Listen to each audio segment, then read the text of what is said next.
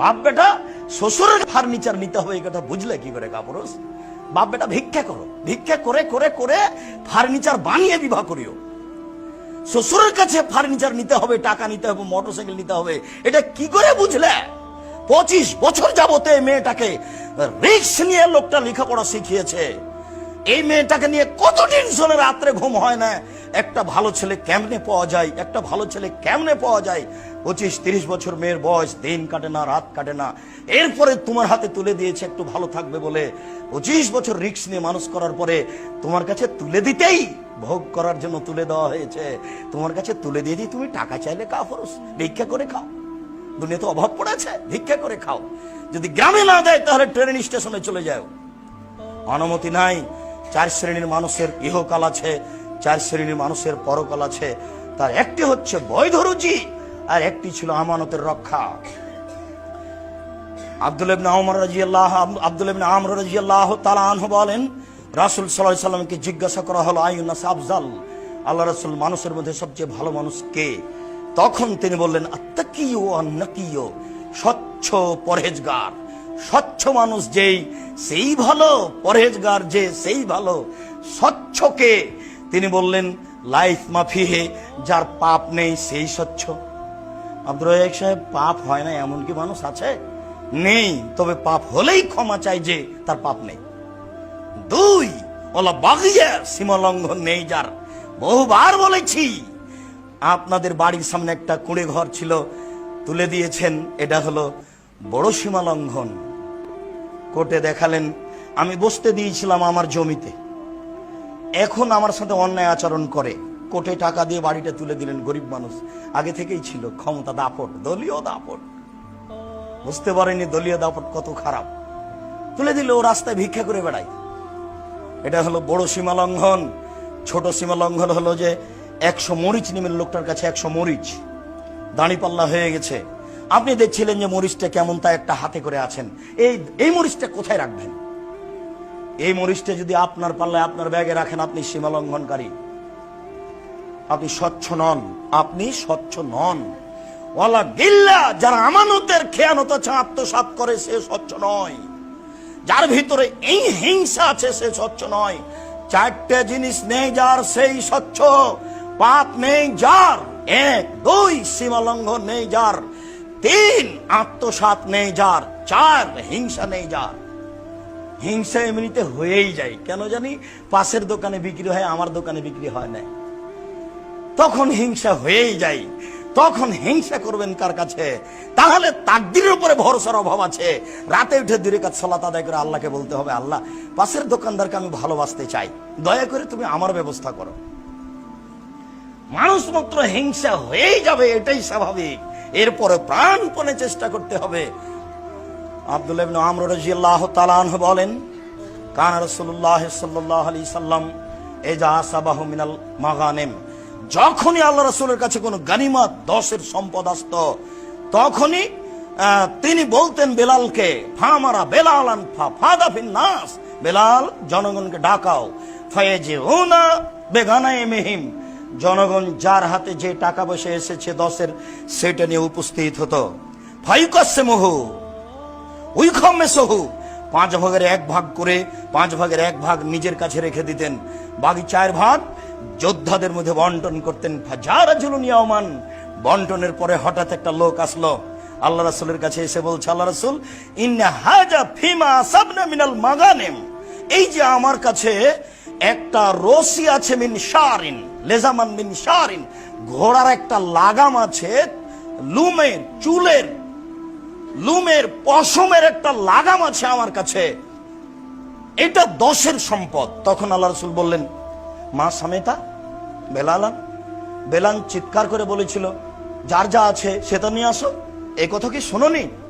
কালা নাম, জি হ্যাঁ শুনেছিলাম। মা মানা কান তাজিয়া বেহি, তো ওই সময় এটা নিয়ে আসনি কেন?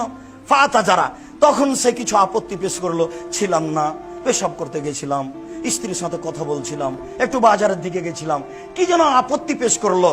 তখন আল্লাহ রাসূল বললেন, তাজবে হিয়াউমাল কিয়ামা, এইটা নিয়ে বিচারের মাঠে উপস্থিত হ। সুম্মা লাম ইয়াকবাল হান, তারপর থেকে আল্লাহ রাসূল তার কাছে নিলেন না। সামনাসামনি বললেন যে এটা নে বিচারের মাঠে আসিও, আমি তোমার কাছে এটা নিব না। তো নিয়ে এসেছিল, ভুল মানে ও বুঝতে পেরেছিল যে ডেকেছে বেলাল, তবুও যায়নি। অথচ রাসূলের সামনে হলো যে তোমাকে ডেকেছিল, তুমি আনোনি কেন? এখন এই ঘোড়ার লাগামটা বিচারের মাঠে নিয়ে আসিও, সেদিন হবে কথা, এখন আর হবে না। আল্লাহ আমাদেরকে আমানো বোঝার তৌফিক দান করুক। আল্লাহুম্মা আমিন। সাল্লি আলাইহি আল্লাহু বারিক আলাইহি। আলহামদুলিল্লাহ ওয়াহদা ওয়াসসালাতু ওয়াসসালামু আলা মান লা নাবিয়্যা বাদা। আবু হুরায়রা রাদিয়াল্লাহু তাআলা আনহু বলেন, কানা সাকাল রাসূলুল্লাহ সাল্লাল্লাহু আলাইহি সাল্লাম রাজুলিন কালাহু কারকারা, একজন লোকের কাছে আল্লাহ রাসূলের 10 সম্পদ জমা ছিল। ফামাতা ফাকাল রাসূলুল্লাহ সাল্লাল্লাহু আলাইহি ওয়াসাল্লাম ইন্নাহু ফিন্নার, লোকটা মারা গেল। তখন আল্লাহ রাসূল বললেন ও জাহান্নামে যাবে। ফাযাহাবু ইয়ানজুরু ইলাইহি, সাহাবীরা কথা শুনে অবাক হয়ে গেল যে লোকটা আমাদের সাথে যুদ্ধ করলো, লোকটা মারা যাওয়ার সাথে সাথে আল্লাহ রাসূল বললেন ও জাহান্নামে যাবে, ঘটনা কি একটু যাইতো। ফাওয়াজাদু আবাতান কাদ গাল্লাহা, তারা গিয়ে দেখলো যে তার ব্যাগে একটা চাদর আছে, যে চাদরটা আত্মসাৎ করেছিল।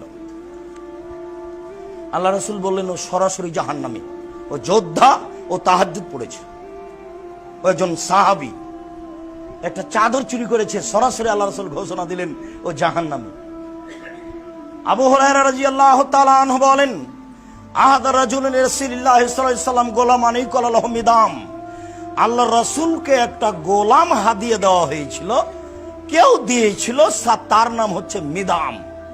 ইয়াহুত্তু রাহানাল লিরাসূলিল্লাহ সাল্লাল্লাহু আলাইহি ওয়াসাল্লাম, ও আল্লাহ রাসূলের হাওদাজটা ঠিক করছে। উটের উপরে হাওদা থাকে, ওই হাওদাজের উপরে আল্লাহ রাসূল উঠে বসবেন, সেই জন্য রাসূলের গোলাম হিসাবে, কাজের লোক হিসাবে এটা ঠিক করছে।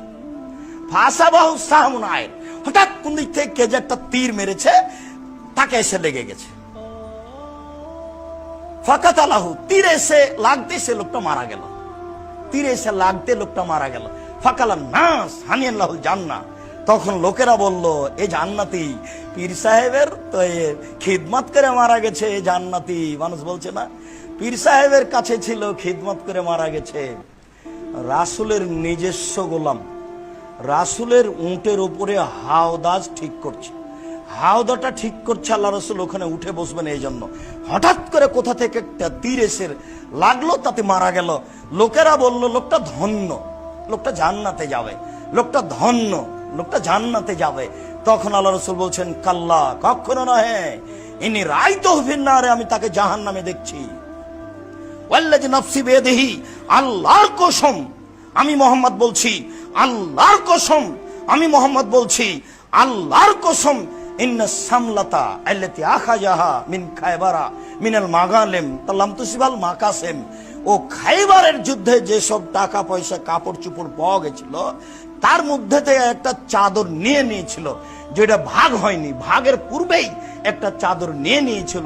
লা তাসতালু আলাইহিন নারা, এই চাদরটা তার উপরে জাহান্নামের আগুনকে খেপিয়ে তুলেছে, এই চাদরটাই তার উপরে জাহান্নামের আগুনকে খেপিয়ে তুলেছে।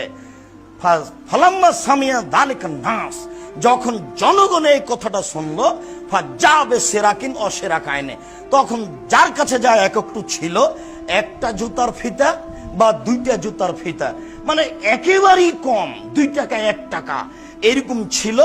এবার রাসূলের কাছে নিয়ে এসে বলছে, আল্লাহ রাসূল এই জুতার ফিতাটা আমার কাছে থেকে গেছিল, আল্লাহ রাসূল এই চাদরটা আমার কাছে থেকে গেছিল, আমি এটা অল্প মনে করেছি, 2টা খেজুর, এই 2টা খেজুর থেকে গেছিল, ভাগ করার আগে আমার কাছে থেকেছিল।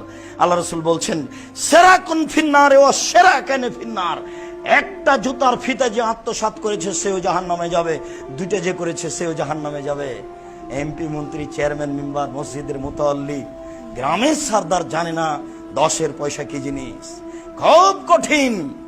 1 বস্তা গম, না না না 1 বস্তা নয়, 1 কেজি, না না না 1 কেজি নয়, 100, না 100 নয়, একটা গম আপনার চোখের সামনে, একটা গম 10 মধ্য থেকে আপনার গমের মধ্যে চলে এসেছে, এটা আপনি দেখলেন, আপনি চুপ থাকলেন। এখন যদি হজ করতে চলে যান, বাকি জীবন যদি কাঁদেন, এই পাপ ক্ষমা হয়ে যায়, তাহলে ইসলাম ধর্ম মিথ্যা। একটা গমের আত্মসাৎ যদি ক্ষমা হয়ে যায়, ইসলাম ধর্ম মিথ্যা। একটা গমের আত্মসাৎ যদি ক্ষমা